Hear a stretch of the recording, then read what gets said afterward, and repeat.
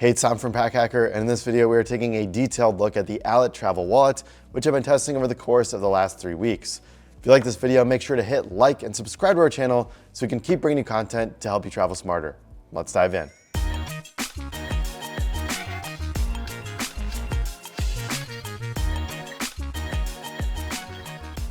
All right, let's do a quick rundown of the wallet. So we have ripstop nylon on the outside here. There's also some material in between that helps this become RFID safe. So there's a bit of an anti-theft feature going on there.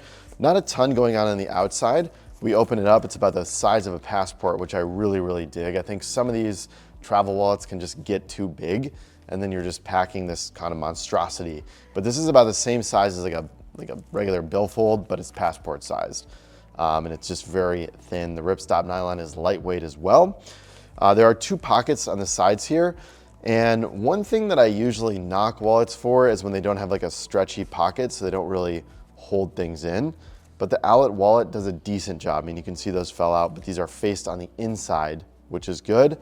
So, you know, there's not gonna be anything flying out. But there actually is something very interesting going on down here that I've seen in another Allett wallet. There's a bit of rubber material down here at the bottom. So it's the Allett logo, but the rubber is basically designed to grip the cards in more. And I think this is a necessity because there's really no stretch. Like nylon does not have stretch to it. So that's a really nice additional feature that they have in this wallet. There's a slash pocket here where you can pop in a boarding pass if you want.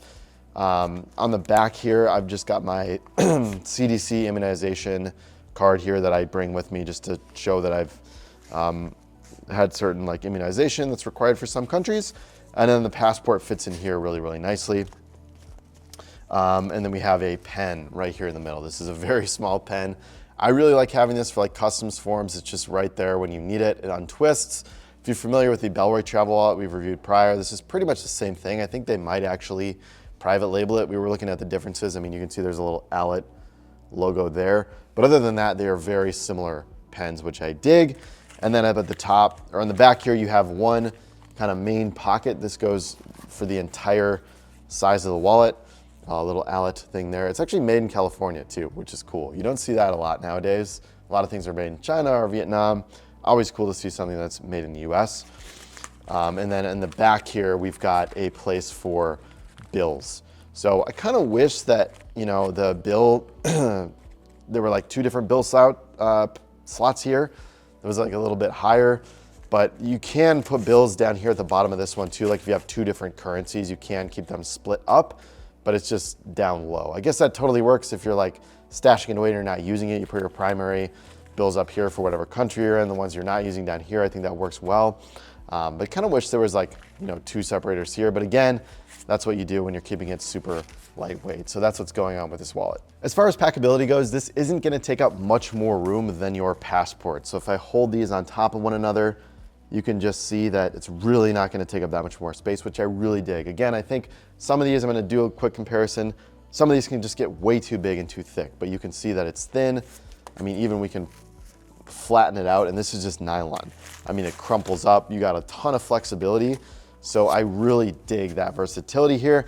I guess the one negative sometimes is if you have like a lot of bills on the inside, this can kind of like fling itself open and kind of stay open like this. But if you flip it over for the passport side down, then it just keeps it down and it doesn't like flip up like this. Another thing to note is I have the extended passport with the additional pages in here. So that's fitting in here just fine as well. So I like that they accommodated for that. Super packable too, the nylon is slick. You can just slide it in any pocket, pretty much anywhere. Quick size comparison between some other popular travel wallets as well. Just gonna hold the passport above those so you can see the Bellroy comes really close, as does the Zero Grid here in terms of the size of the passport. But you can see that even the Zero Grid, it's quite a bit thicker. And there is a couple of items in here, but it's quite a bit thicker than the Allett wallet. Here's compared to the Fjallraven as well.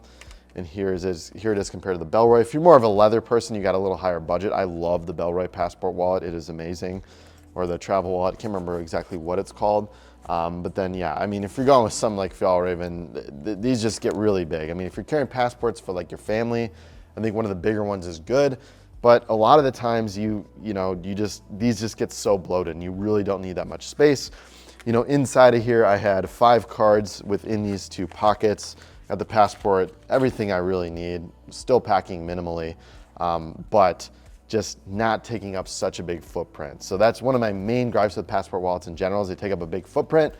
The Allett wallet you have here is the smallest one out of everything here. So if minimalism and like lightweight while still having organization is important to you, then this is definitely a great choice compared to a lot of other ones out there. So there you have it, the Allett Travel Wallet. Thanks for keeping it here at Pack Hacker, your guide to smarter travel. We'll see you in the next video.